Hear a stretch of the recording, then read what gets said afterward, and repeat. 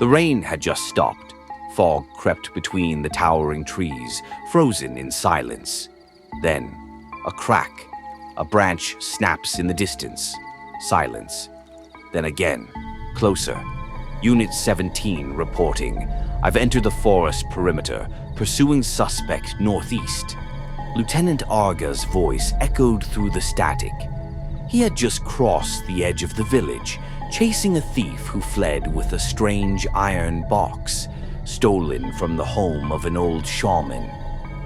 But this wasn't just theft.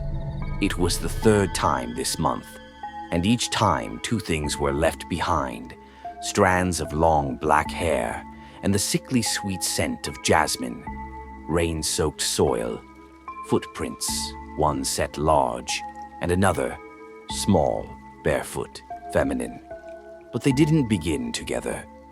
The woman's prints appeared after the thief's, as if they had never been there, until they began to follow. And the wind whispered, "You won't be alone tonight." A faint flicker in the dark, an old shack stands decaying in silence. Arga approached, slow, steady, gun raised, breathing shallow. Through the cracks in the wood, he saw him, Warto, crouched by a dying fire, talking to no one. "I did my part. Now help me, Shri, like you did before." And then something shifted. From the rooftop, a laugh, sharp, unnatural, slicing the silence. A flash of white dropped from the trees, gone before it touched the ground. The door creaked open on its own. Warto turned, eyes wide, not at Arga, but at something behind him. "Warto!" A voice, low, female, echoing with vengeance. Arga turned. No one. Then Warto screamed, running until he couldn't move. An invisible grip raised him slightly off the ground and threw him down hard. Arga fired. "Stop!" Silence. Then, from the fog, a figure emerged, her hair covering her face, dress in shreds, eyes glowing red. 1 step, 2 steps, gone. The Kuntilanak vanished. Warto collapsed unconscious. Next to him, etched in the dirt, "He's not the thief. I asked him to take it." And beneath those words, a jasmine flower bloomed, fresh, on dry, lifeless ground. As Arga reached for Warto, his radio crackled back to life. "Be careful, Lieutenant. You're opening a door that was never meant to be opened." Lieutenant Arga sits silently in the interrogation room. Warto, the thief, lies unconscious on a small cot, wrists cuffed. His skin is pale and long. Red scratch marks stretch across his neck like claw marks from the inside.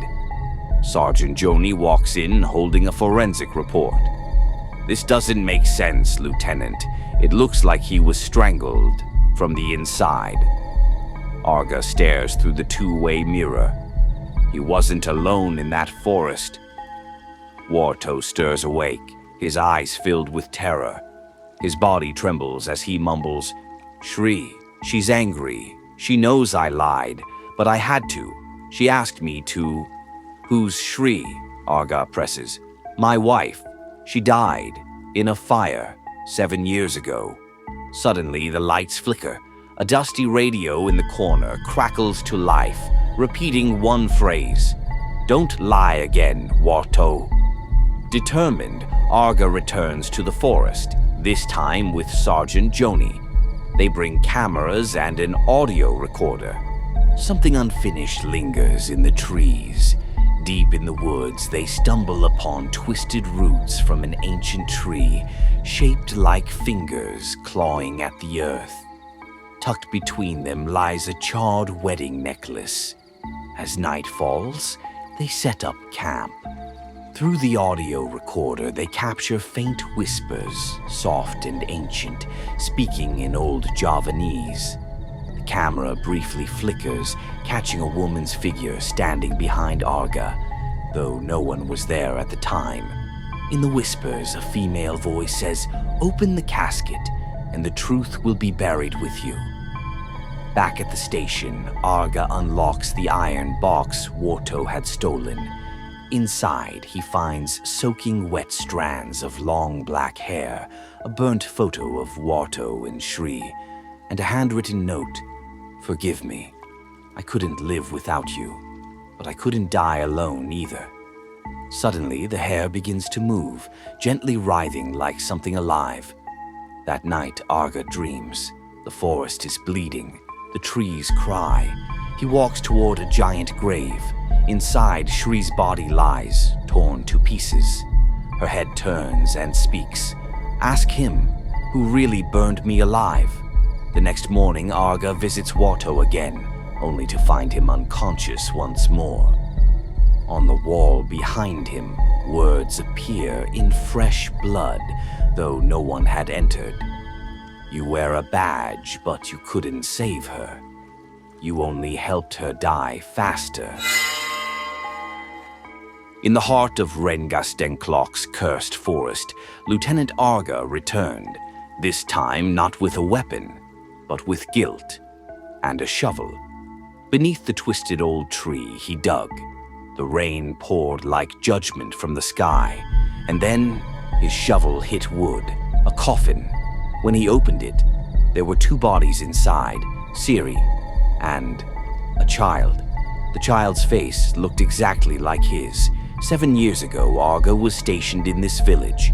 He met Shri, the woman with quiet eyes and a kind smile. They shared stolen moments. Then he left. He never knew she was pregnant, and when her house caught fire days later, he never looked back. Back at the station, Arga pulled out the fire report. One line stood out. A man in a police uniform was seen leaving the house before the flames. Arga whispered, "It was me." He remembered. The candle, the rush. He forgot to blow it out. He didn't just leave her, he killed her. Back in the forest, she was waiting. Siti, not as a ghost, but as the woman he once loved. And beside her, a little boy holding her hand. Shri said, "You left us to burn, and then forgot we even existed." Arga said, "I didn't know." "I swear, Shri, I didn't know," Shri replied. "But now you do." The forest reached for him. He didn't resist. He accepted it. Morning came. Arga was found hanging from the old tree. Beneath him, 3 graves stood: Shri, the unnamed child, and Lieutenant Arga, the father who forgot. On his wrist, a scorched wedding necklace. From deep within the forest, a chilling laugh echoed. Not from Shri, from Warto. In a decaying hut, Warto whispered. Warto said, "Thank you, Shri. You helped me clean the mess. Now they're all gone." He smiled at her photo. Even if the child was never mine, he knew everything. He used her. Now he walks free, while she remains trapped in rage. So tell me, who's the real ghost? The one haunting the trees, or the one who walks away smiling?